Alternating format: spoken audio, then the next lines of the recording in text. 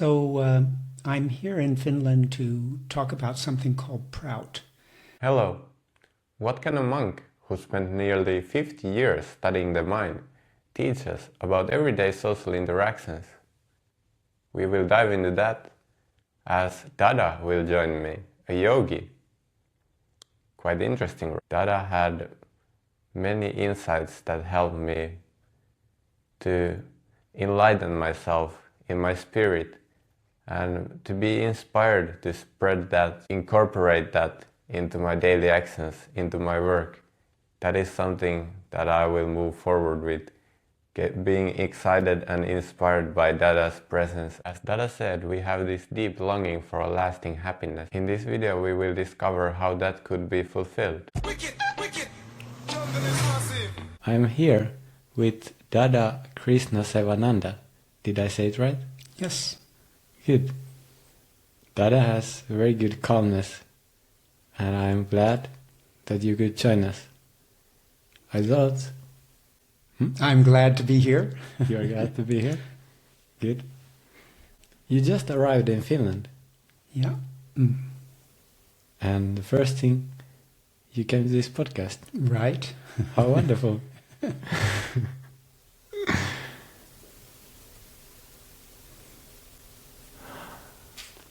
We had a phone call earlier today, and we planned that you could first introduce your mission here in Finland a little bit as an introduction to you, who you are, what you are about, and then we could move on to the topic of today, which are like social relations, social skills, and how do you think that one can improve in those aspects as a person, and also how the society should relate to these topics? Okay. I'm here in Finland to talk about something called Prout. It's an alternative social and economic model, an alternative to capitalism. And it starts with a different worldview.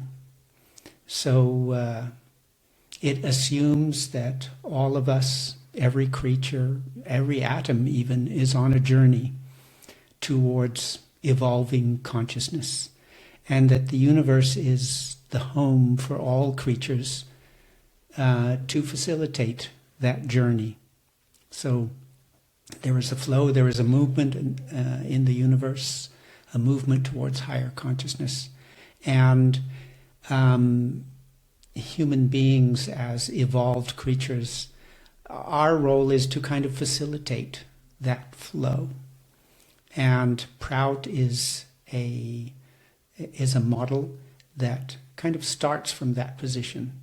So we see plants, animals, and human beings as one family. We come from the same source. We are going to the same destination of higher consciousness, and like a family, we should help each other along that journey.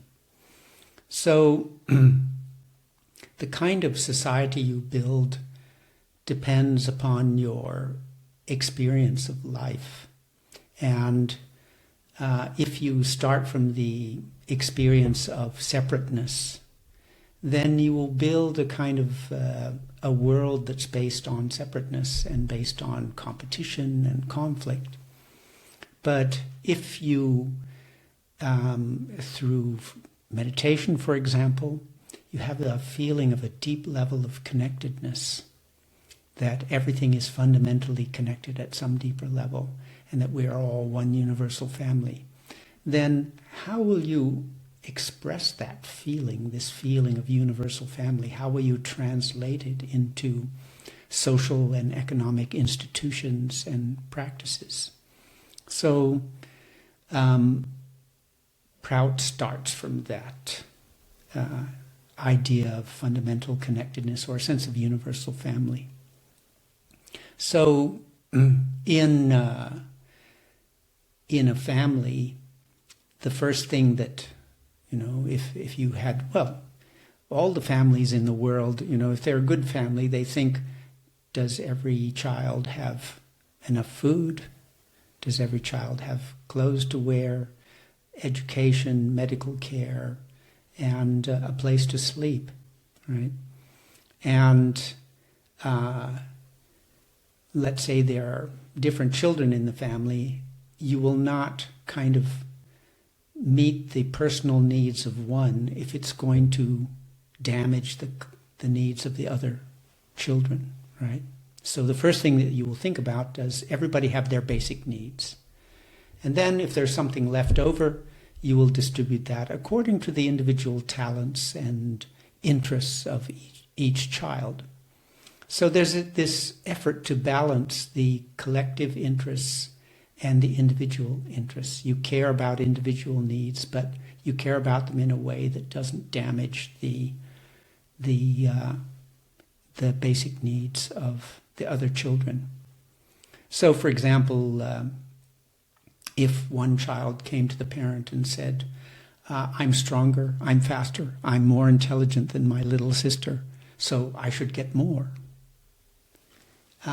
No parent, even if they're a billionaire, will encourage their child to think that way. They will say to them, she's your sister, she's, part of your family, we should share, and things like that. So, but the problem is that although people do that within their family, when they go outside, they don't see other people as their family. So they don't apply that kind of thinking. So Prout starts with that kind of thinking. Everyone, even plants and animals, are part of our family, right? So how do we treat them as family members? In practical terms, that translates into Prout principles, such as because the resources of the family are limited at any point in time, you should not allow any individual to accumulate wealth without the collective permission of the society. So if we are 10 people and we have 10 pieces of pizza and one person takes 9 of them, that's going to cause trouble for the rest. Now, unfortunately, not everybody can see that, right? Not everybody feels that they may cause trouble by accumulating 9 pieces of pizza and leaving 1 for the rest of the people. And because not everybody sees that and feels that, the society needs some kind of controls or rules that say that you can't accumulate beyond a certain point, right? And then another principle of Prout is that the basic necessities of life should be guaranteed. So if we look at the different crises that we are facing on the planet, one of them is this growing inequality. And if you apply that first principle and say, don't allow people to accumulate too much, or you set some kind of limit, and you also set some kind of guaranteed minimum requirements, then you have some control from the bottom and some control from the top, and that prevents the gap from, becoming too much. So many societies try to do that in a way. For example, I guess in Nordic societies, that gap is controlled by taxation and redistribution. But in the Prout model, it's controlled by guaranteeing work and purchasing capacity. So the society is responsible for each citizen to make sure that they have a job with enough purchasing capacity to meet their needs. And that is better in a way than the taxation system, because once somebody gets all that money and you try to take it back from them by tax, they will try to avoid it this way or that way. They will hide it in some other place, or they will use the law, to avoid the taxation, and we see anyway that although Nordic countries are some of the most equal in the world, that equality has been slowly being lost, right? So the inequality is growing even in Nordic countries. Another way that to kind of protect that or to control that gap is Prout has a system whereby small businesses can be owned privately. That doesn't allow accumulation of wealth if it's just a small business. But once a business gets beyond a certain size, it should become a cooperative, a worker-owned and managed cooperative. And therefore, it can have some of the efficient benefits of a larger business, but because it's worker-owned and managed, so the wealth doesn't get concentrated in a few hands. Can I ask you about, has there been a turning point in your life in which you this clicked in your mind that this is what you want to bring up to the world? It happened very early. So I was always interested in spirituality. But I was also interested in making a better world. And the idea of, when I came across this particular path that I'm on, it combined both of them. So spirituality and a social change model that I was really excited about. And it happened very, very early on. You have been walking this path for some time. Yeah, I became a monk when I was 24. Okay. And now you are? Now I'm 71. Okay.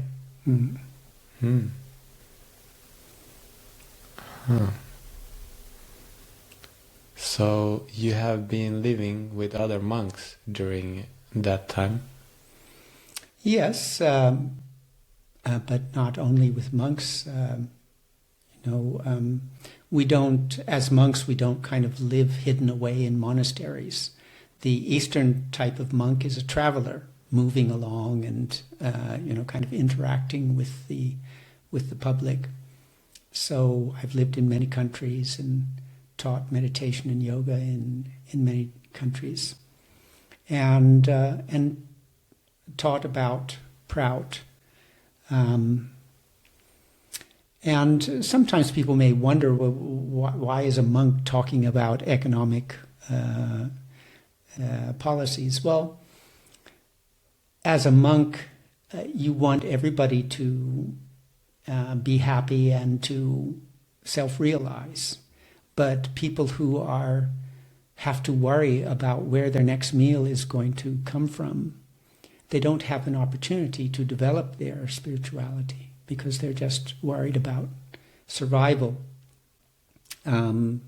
So how much spiritual possibilities get wasted are never developed simply because of the unjust distribution of wealth in our society.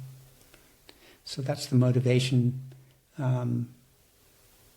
for talking about, economic ideas. I can get also very excited about these topics. I can relate to a lot what you are speaking about. However, becoming a monk, that seems like a stretch. And I think that can be the case for many people. They relate to that strongly, but becoming a monk, that's probably a certain kind of commitment. Have you made any key commitments when you decided to become a monk? Yeah, well, I mean, of course, you give up having a a home and a family, but you adopt the universe as your family, so everybody becomes your family. Being a monk isn't for everybody. It's for people who have a strong sense of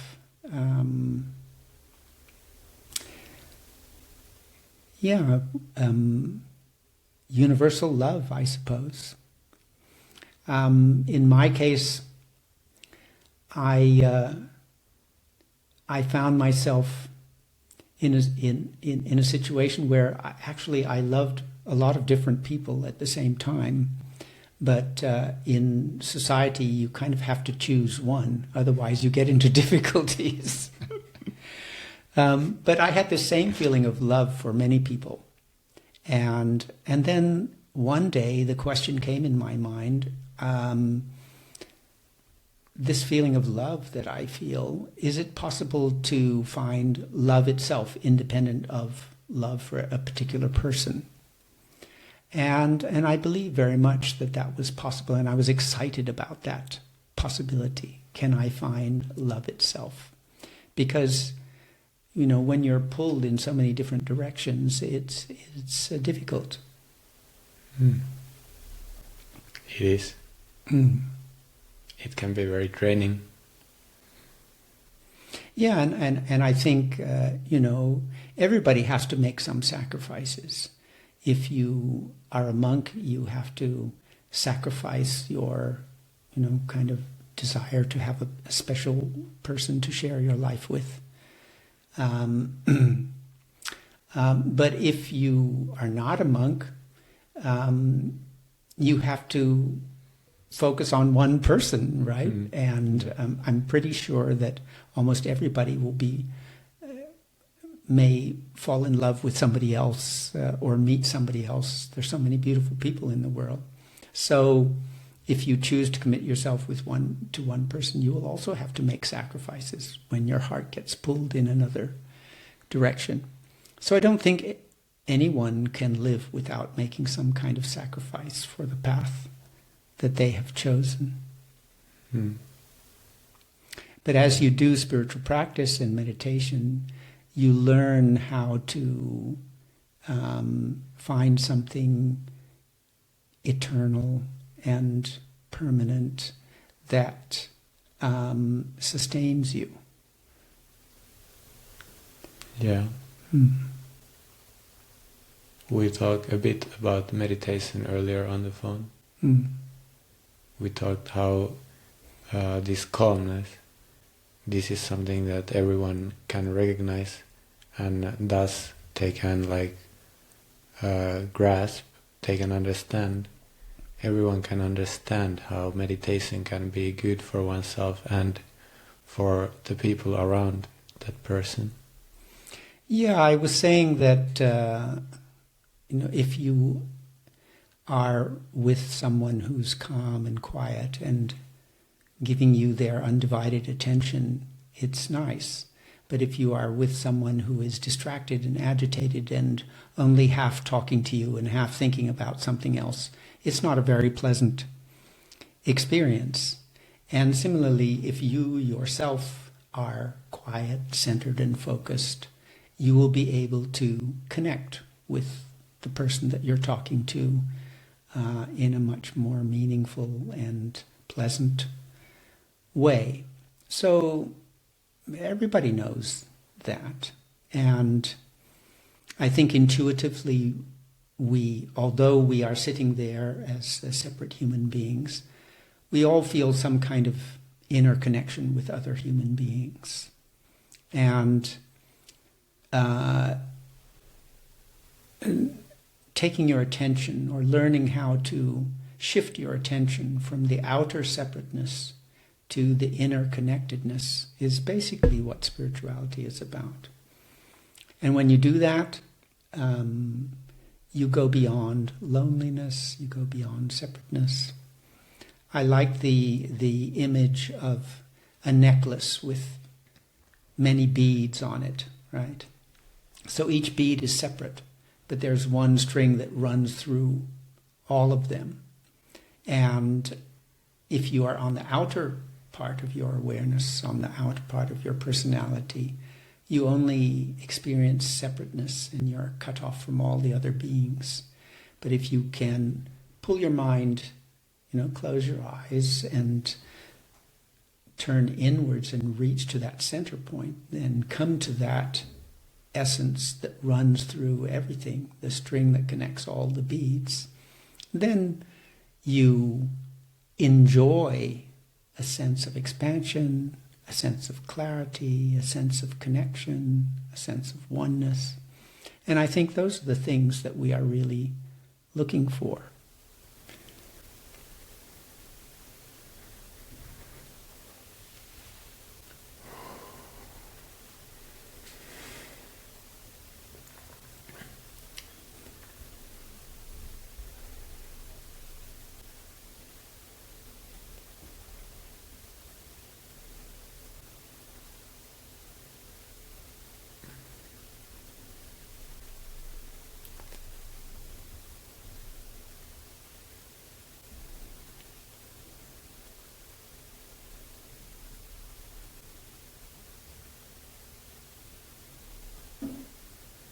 I'm sorry for disconnecting for a moment. It's okay. I went through some emotion. It was related to food. I can have a hard time with food.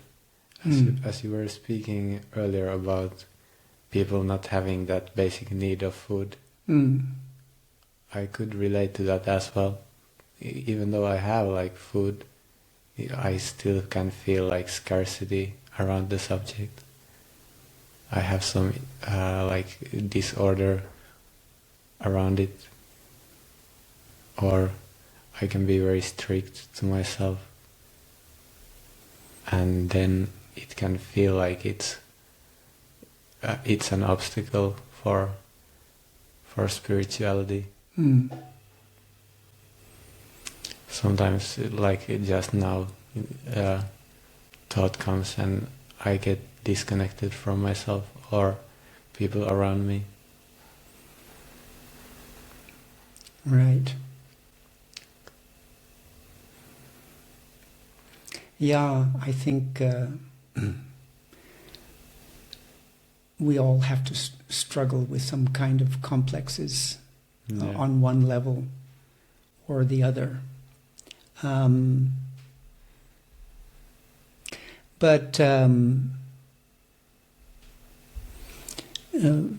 me, with my struggles, there's many things have helped, but one thing that I like is, in spirituality, we try to see the one in the many. And we have to go beyond the idea that some things are good and some things are bad. So if there's a basic spiritual concept that everything is divine, right? So then if you take the idea, let's say you wake up feeling angry, right? Well, anger is also divine if everything is divine, right? If you have some kind of behavior that you don't like, but that behavior is also divine. So, maybe I'll wake up in the morning and I'll feel grumpy and I'll tell myself grumpiness is God. So this effort to see the one both in the negative and the positive. I have a little saying, no good, no bad, just God. And that just helps us get out of this, kind of swinging from one extreme to the other. Mind becomes more balanced because you see everything as divine. Right. It doesn't mean that you don't make efforts to control yourself, but seeing the one in the many means that you don't have this, this is bad. Everything is God. Yeah. And just helps you kind of deal with it a little bit more calmly. That is true. That is true. Yeah.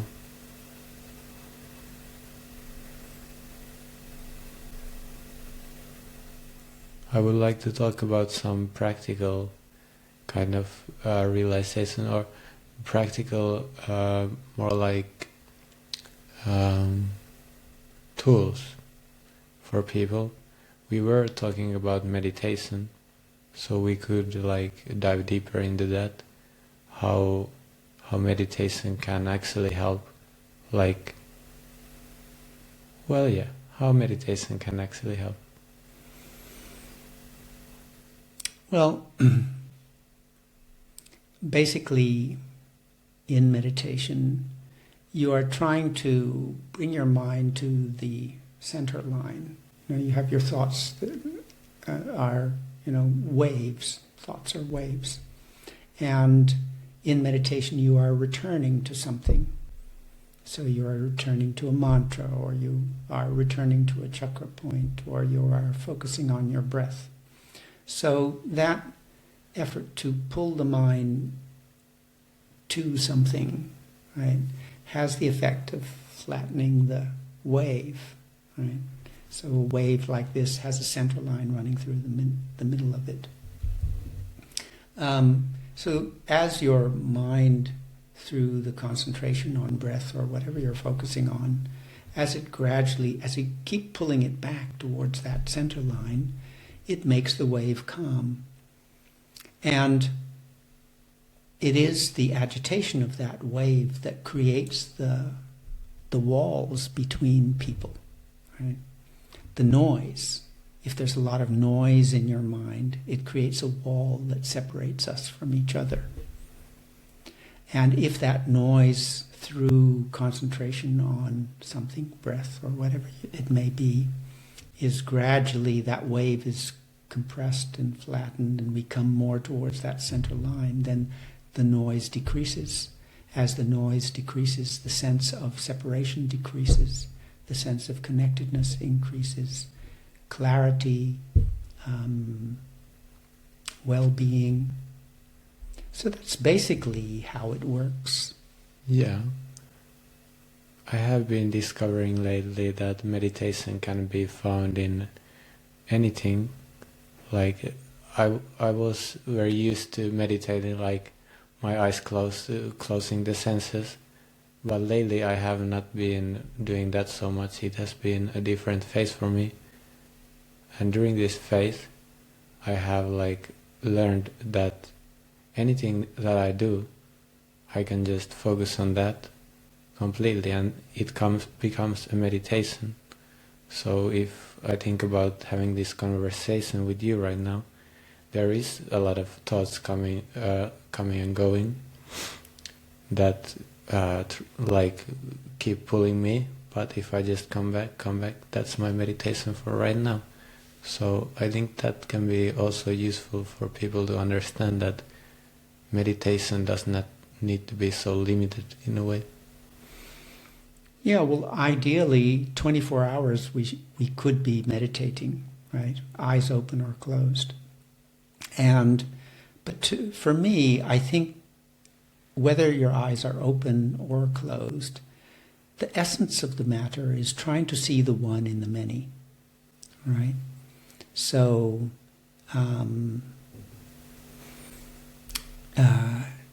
for example, remembering that everything is awareness. That effort to find the presence of awareness in everything, in the person that I'm talking to, in the food that I'm eating or whatever.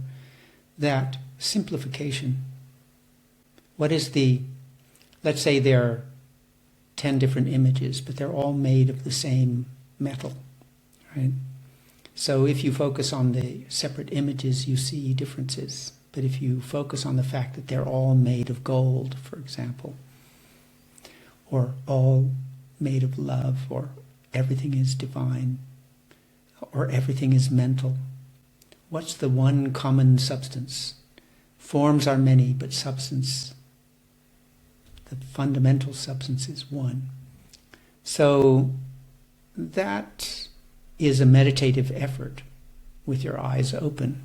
Okay, I walk around and I just keep that idea in my mind of non-duality of oneness. Yeah, yeah, I agree. That's meditative effort. Yeah. That's the yogic style of mindfulness. You mentioned something. I think there's a style of mindfulness which is just, pay attention to whatever it is you're doing. Okay? Yeah. And that's fine. But the yogic style of mindfulness is a little bit different. It means never forget that God is in everything. That's the yogic style of mindfulness. Yeah. Yeah. So you're looking for that magic presence. Yeah.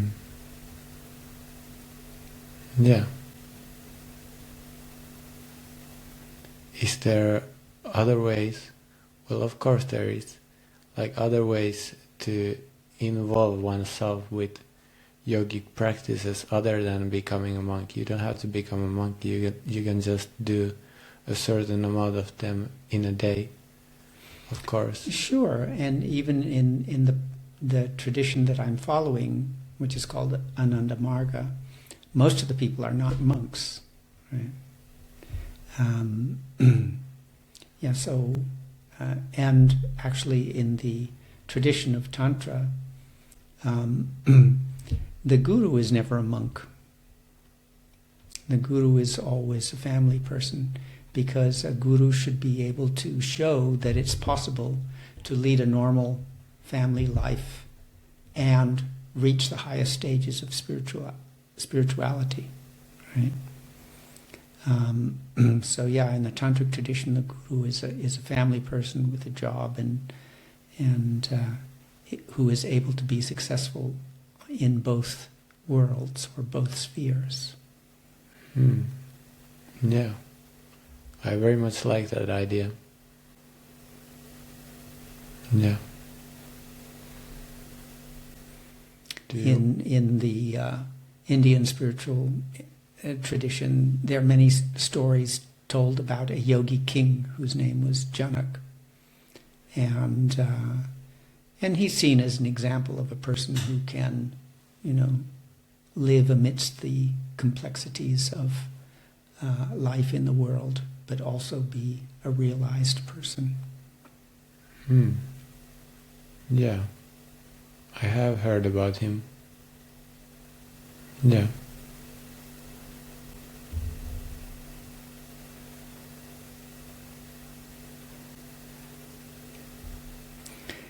I would say that the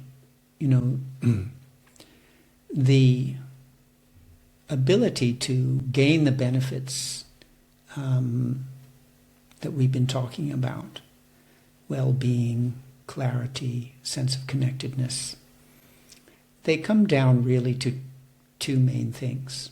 One is your capacity of concentration, right? So if the mind can't hold itself on one thing, then it's going to be flying around all over the place.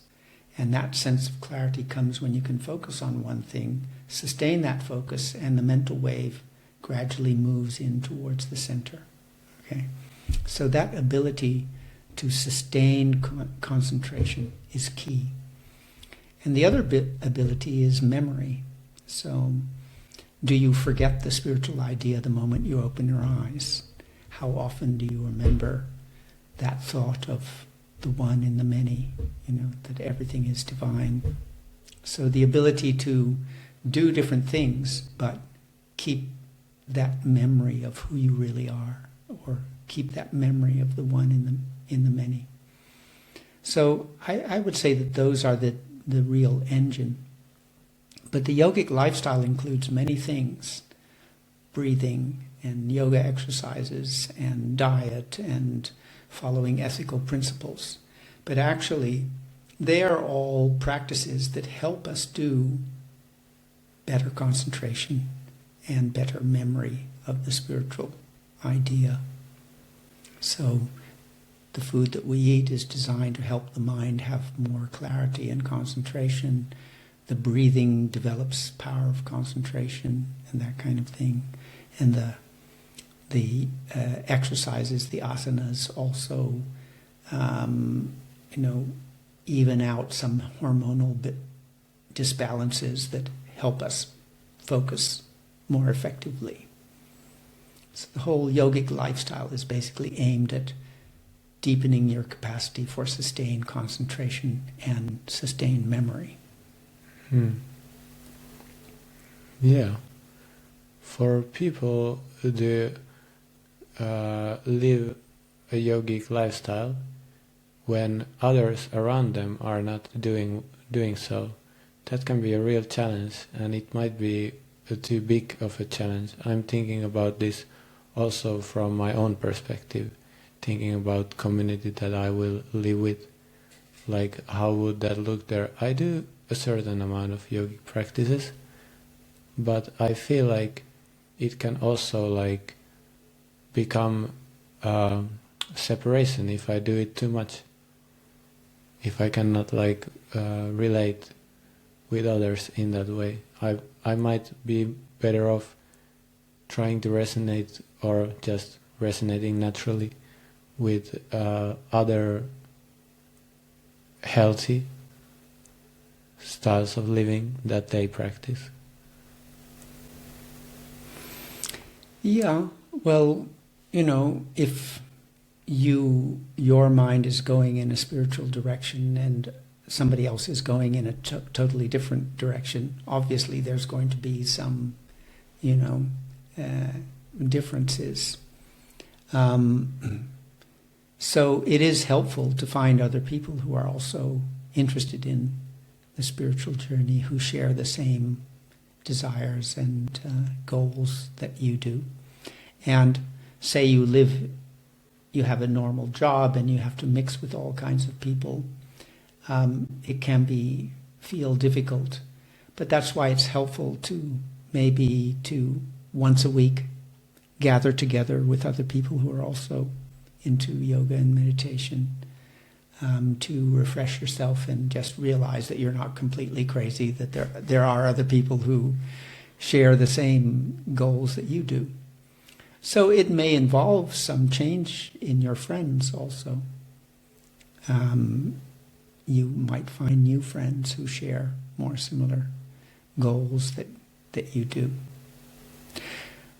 But I think it's also important to not be spaced out and to be a bit down to earth. And I think if you are practicing meditation well and you're very, you have good concentration, you have good focus, and you're very centered, that should increase the amount of people that you can connect with. Because it's less easy for people to put you out of balance. So you can remain comfortable even though, different things are happening around you. There's a difference between spirituality and being spaced out, which, people might have to go through a phase where they're, kind of getting into a new world and they're a little bit kind of not very grounded. But combining your meditation with things like working out in the gym and doing physical things, doing physical work is a good way to kind of avoid that danger. It is. Yes, I have found that through my own experience. Do you have any daily rituals that you would like to share? This is like a quick question for you. Well, I meditate 4 times a day. So when I get up and at midday, in the evening, and before I sleep, morning and evening, I like to do a little bit of chanting. I live in a spiritual center, an ashram in Denmark, with other people who also do the same practices. So we do chanting and meditation together on a daily basis. I do my yoga every day, and I practice the mindfulness that we were talking about. One of the main tools that I use to help me do that is a mantra. So I remember my mantra as often as I can, and that helps me, kind of stay focused, stay centered. I have a little ritual that I do before I start any new activity. So I close my eyes, I say a particular mantra, and that mantra basically says, everything is divine. Yeah. And it's a bit associated with the idea that I'm not the doer also. And then by using that mantra at the start of each new activity, it helps me make that activity into a meditation. Okay. That's a good set of rituals you got there. Very yogic.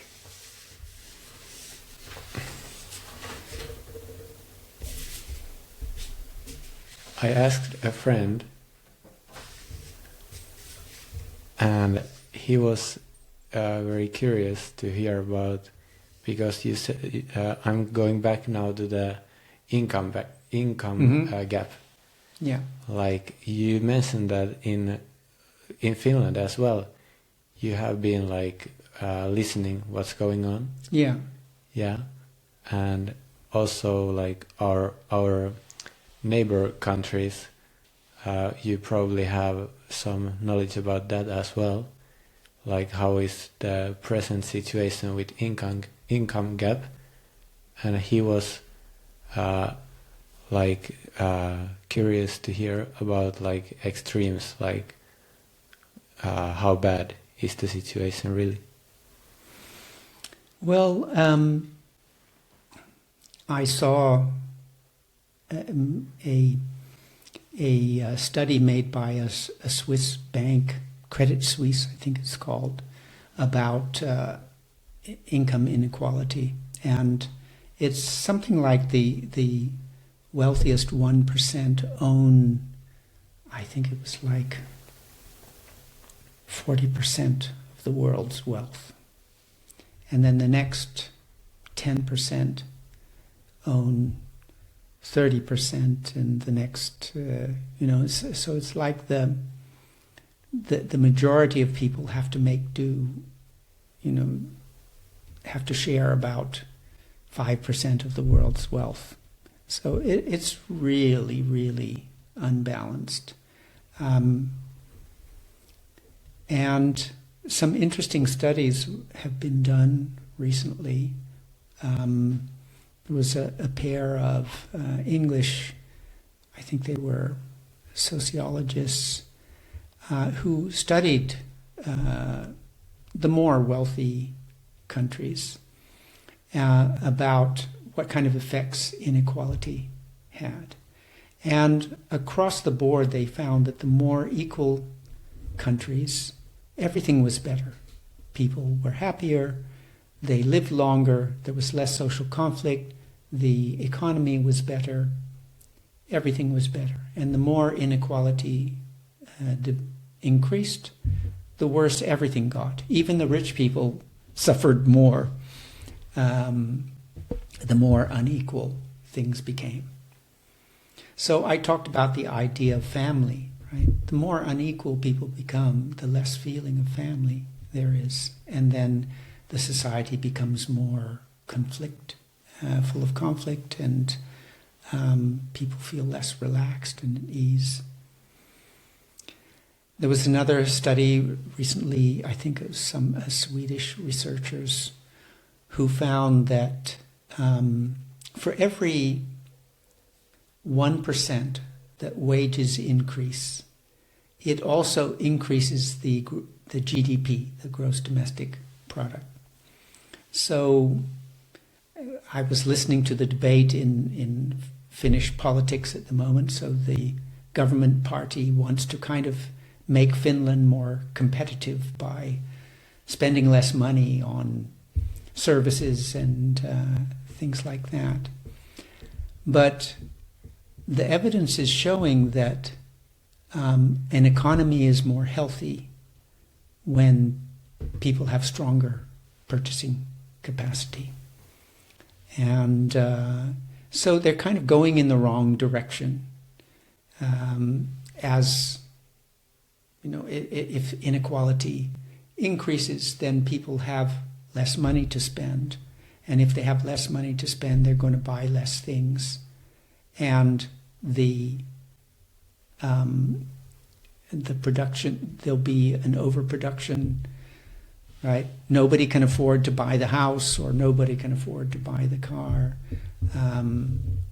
And so the economy gradually slows down because very, very few people have all the money.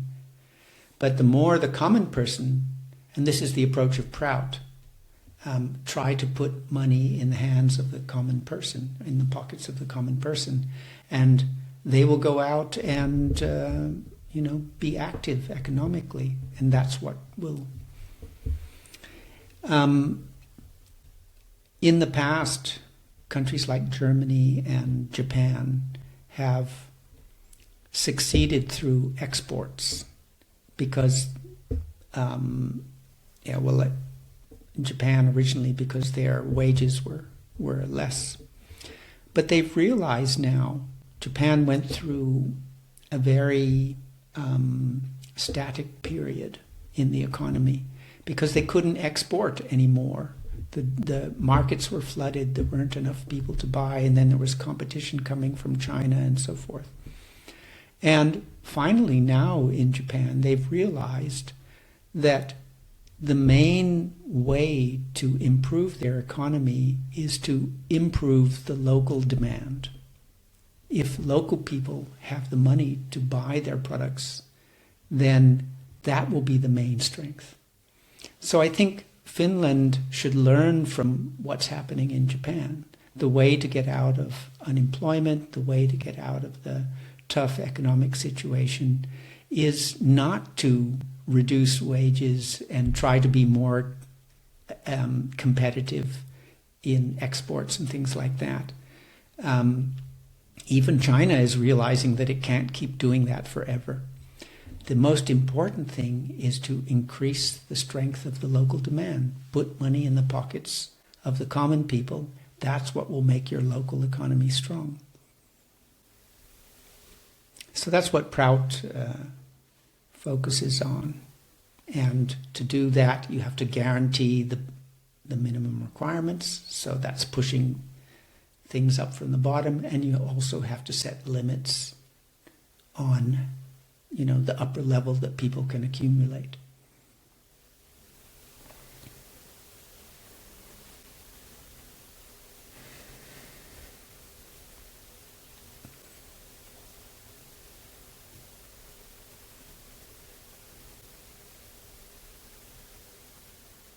Thank you for sharing all that.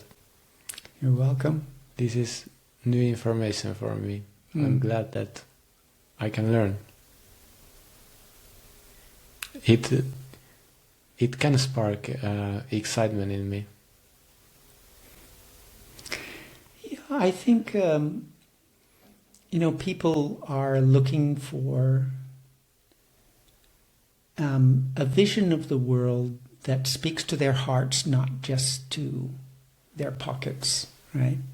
We've lived in a very materialistic world up until now, and we're in the middle of crisis. Something has to change. And I think young people today are looking for a sense of community, a sense of spirituality, a society that recognizes that we are not just material beings. And that's what I think Prout is about, starting with that idea of we are all a universal family. Everyone is on the journey of self-realization, even animals and plants, right? And let us look after each other as a family. That is something that works. It is actually more effective. But it's also something that's pleasant to be part of, right? Yeah. And I think that's the kind of future that people are looking for. What is something that will work but also will not destroy the planet, that will have a feeling of love and care. Yeah. Yeah. I'm looking forward to discover how I can contribute that and find people around me that want to do the same. Well, if any of your listeners want to look into it a little bit more, we have a very nice website called Prout.info, where they can read in a lot more detail about Prout. And we also have some regular podcasts talking about different issues in the world from a Prout perspective. Yeah. Is that the one that you are hosting?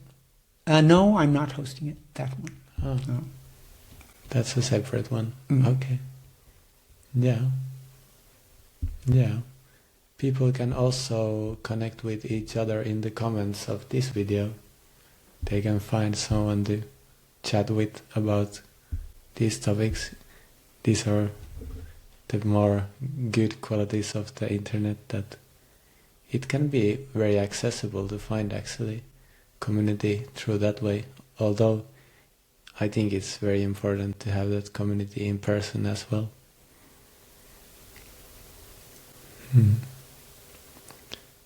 You are located in many countries as well. Yeah. Prout is, it started in India, but now it's getting well known around the world.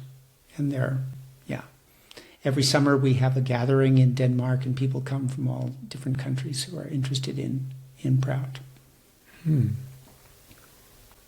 Yeah. Did your guru start Prout? Yes.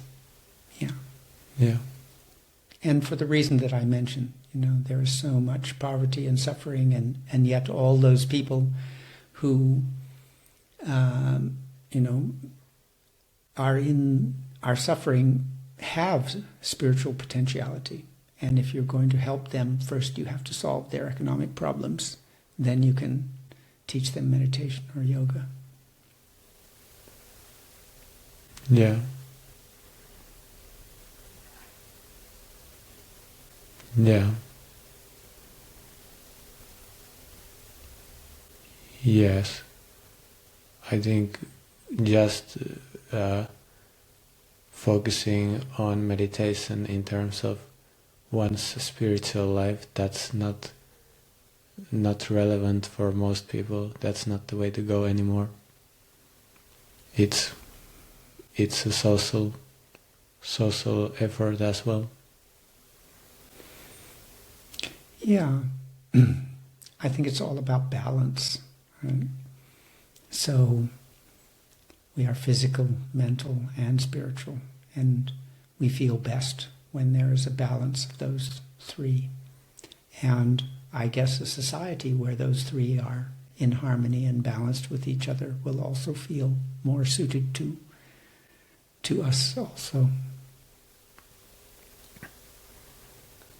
Could you repeat? I had a bit hard time listening there. I was distracted by my thoughts. I was saying that the idea of balance is important. So as human beings, we are physical, mental, and spiritual. And we feel best when somehow those three are in good balance. If you focus on your material needs and you ignore your mental and spiritual needs, something will be missing.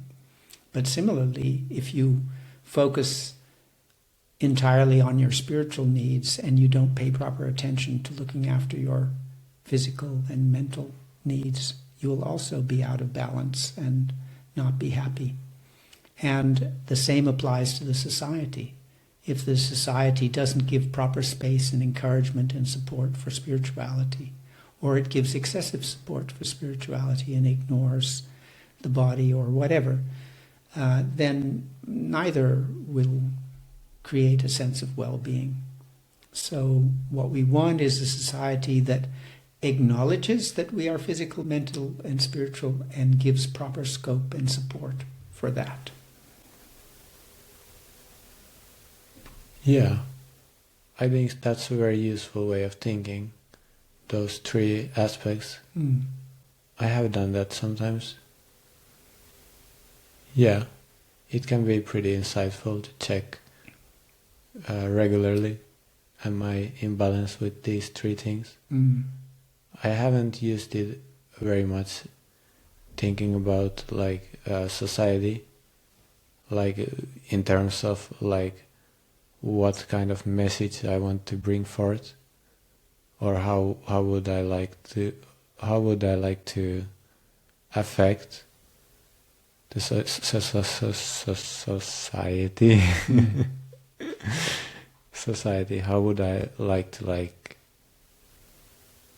make change, thinking in those terms. Could you describe a bit from your work? Do you use that thinking framework in that context as well?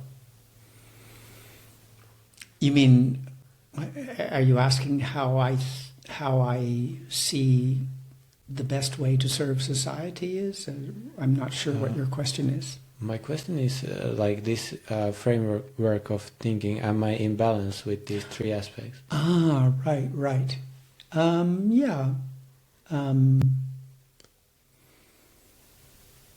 Yeah. I So like when about society, do you use that also in that context? Like, is this part of society in balance in these three aspects? Do you use that? Yeah, I think about that. I think I see that as the goal, that it's good to, if you are working in the society, you have to think first about what kind of society do we want, right? Yeah. And I think a lot of people just try to solve problems, but they don't have a picture of what type of world we would like to see. Yeah. So a world where there is a harmony and a balance between the physical, the mental, and the spiritual, I think that's a good approach to take. So at least you know that what you're aiming at. A world where we treat plants, animals, and human beings as part of one family, right? A universal family. So having the vision and the sense of what kind of world you want motivates or gives kind of direction. How would I, as long as I feel that everyone is my family, that will guide what kind of decisions I make and how I behave. Yeah. Yeah. And for people who are in the situation where they can choose what kind of work they want to do, how about in that framework, like thinking about some project that one undertakes, like what kind of effect it will have in the society? Let me think for a minute, because I have many opportunities that I can pursue, and it can be very foggy to navigate that, like which one I want to go forward with. And I don't think it should be overanalyzed, but I wonder if this can be utilized, this way of thinking, when choosing which path to follow. That's a good question. I don't think I've used it so much as far as choosing a path is concerned, but I did hear about a very nice way of choosing, which path you want to go along. And that comes from Japan, something called ikigai. I don't know if you've heard of it. But it's something like, think about, what do you enjoy doing? What are you good at?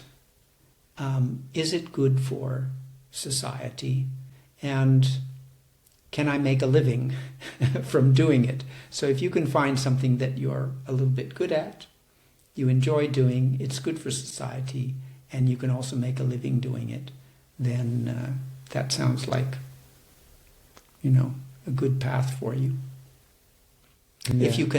If you enjoy doing it, but you're not very good at it, or you can't make a living out of it, or it's not good for anybody, then maybe, it's not the right path. But if you enjoy it, and you're good at it, and it's good for society, then... So those 4 things, I think, to consider seem very practical. Yeah. That gave me some clarity. Thank you. Mm. Are you much of a motivation speaker? Because I tend to ask my guests for motivational advice for young people, especially. I guess so. I mean,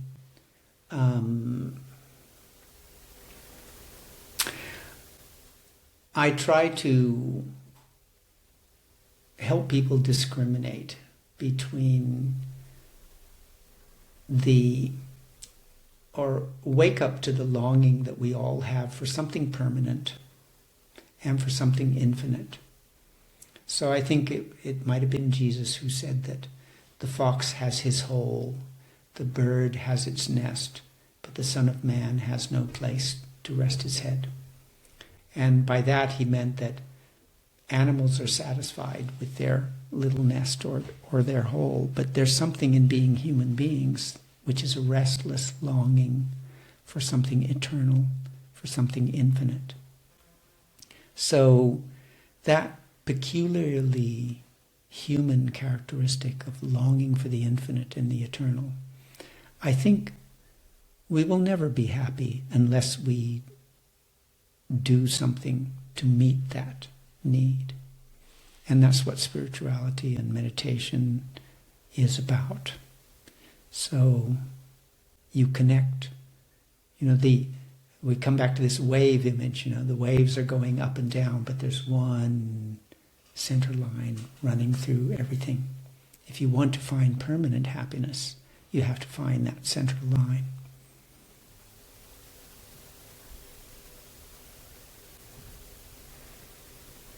So that's a good motivation, happiness. Yeah. So we have to do so many things in our life, but what is the peak of the pyramid that you're aiming at? Right? Yeah.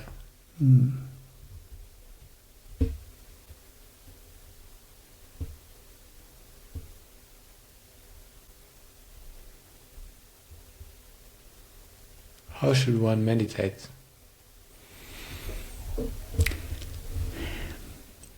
Well, even if you just sat still and for 20 minutes twice a day, that would be, and just close the door, turn off your phone and sat with yourself. That would be a huge step in the right direction. But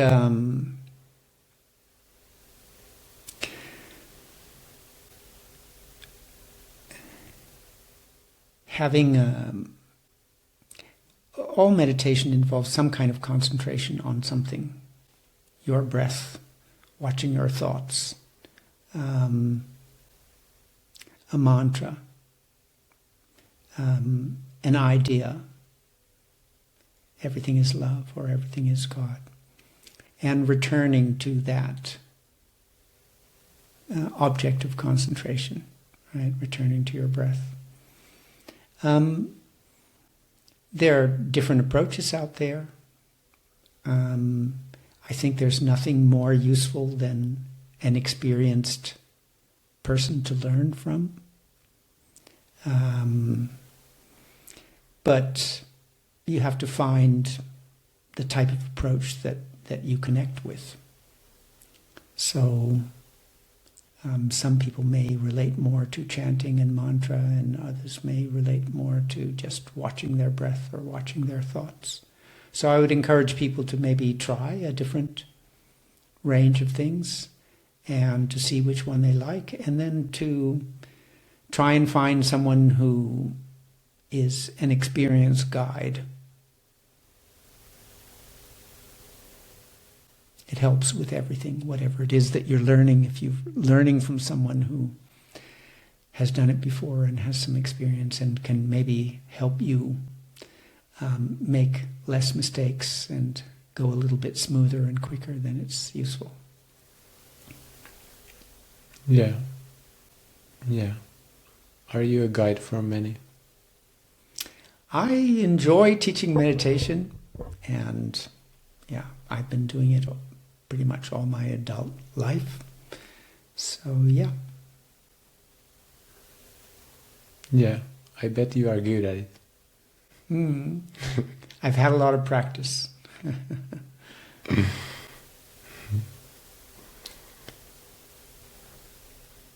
You mentioned the website called Prout.info. Yeah. Do you have any other mentions that you would like to share? That was my main purpose in coming here, to share that one.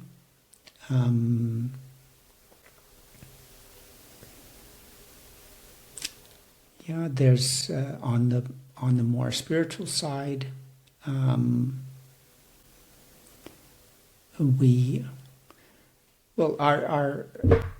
spiritual path is involved in many different things. So for people who are interested in bringing spirituality into education, we have an education method, and you can find out about that at our education website. So it talks about how you can weave the kind of idea of interconnectedness and the idea of knowing oneself into the style of education. So that is called gurukul.edu. That's the website. So we have lots of different schools around the world that follow a particular style of education. Okay. I will link those websites in the description of this video. Okay. And then another service is a big part of expanding your consciousness. You know, when you help others in difficulty. So we have a branch of our organization which focuses on disaster relief and, helping people in wartime situations. And so we have projects all over the world, and wherever there is either war or earthquake or typhoon or things like that, our teams go there and conduct emergency relief work. So we have a website for that looks at all those different projects, and that is called amort.net. But you'll give the link, okay? But it's very interesting to see the types of projects that we do. And then as far as just the philosophy, the yoga, and the ideas behind the meditation, etc., we have a website for that, which is called anandamarga.org, I think. Yeah. Yeah. Thank you very much for that. And we have our own project in Denmark, where I've been living for the last 15 years, and we have a beautiful ashram in the countryside there, and that's called Ananda Gauri. So you can find out about that project also on our own website. Okay. Thank you. You're welcome. Is there any final thoughts that you would like to share with the viewers or with me?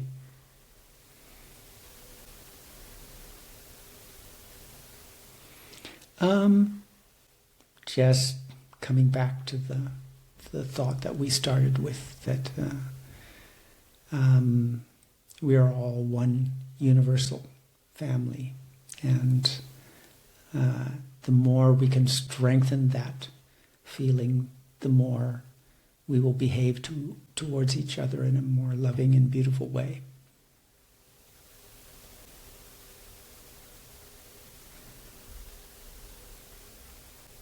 Thank you for being thank you for being a meaningful part of that family today.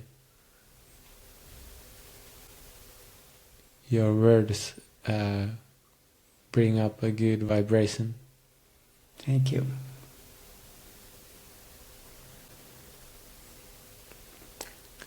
I like that I learned about combining spirituality with like living in the society. That can be a challenge. I feel inspired. I'm curious to see where this sense of excitement leads.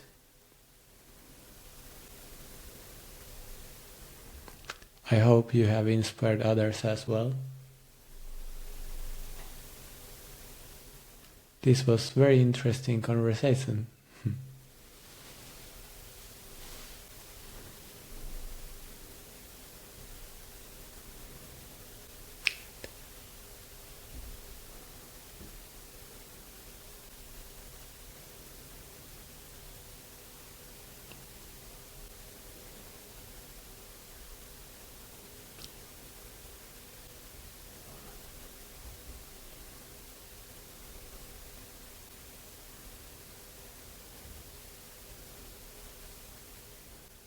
Would you like to just sit with our eyes closed for 1 minute to end this?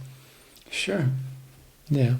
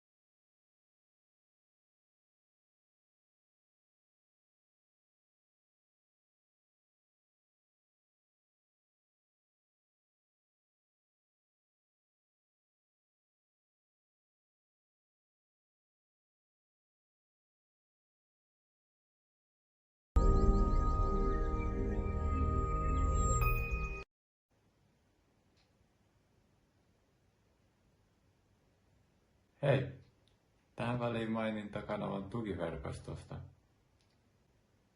Intiassa eli tällainen hyvin rakastava mies, joka on mulle tuttu. Ja toinen tähän verkostoon kuuluva henkilö tuli minun luokseni asumaan ja auttoi minua paljon pahan paikan tullen. Mulla oli syömishäiriö ja mä olin ihan jumissa täällä mun kotona, ihan peloissani. Mä en saanut mitään tehtyä, mua pelotti kaikki. Mä sain paljon apua ja tänä aikana syntyi tämä podcast. Mä en olisi mitenkään pystynyt tähän ilman sitä tukea. Ja jos te haluatte auttaa, niin te voitte auttaa lahjoittamalla tälle verkostolle, jolloin he auttavat perheitä Intiassa. Te voitte nähdä, mihin teidän rahat menee. Ja pienellä määrällä voi saada siellä niin paljon. Niin linkki löytyy videon kuvauksesta. Jokainen lahjoitus on äärimmäisen arvokas. Nyt mennään takaisin videon pariin.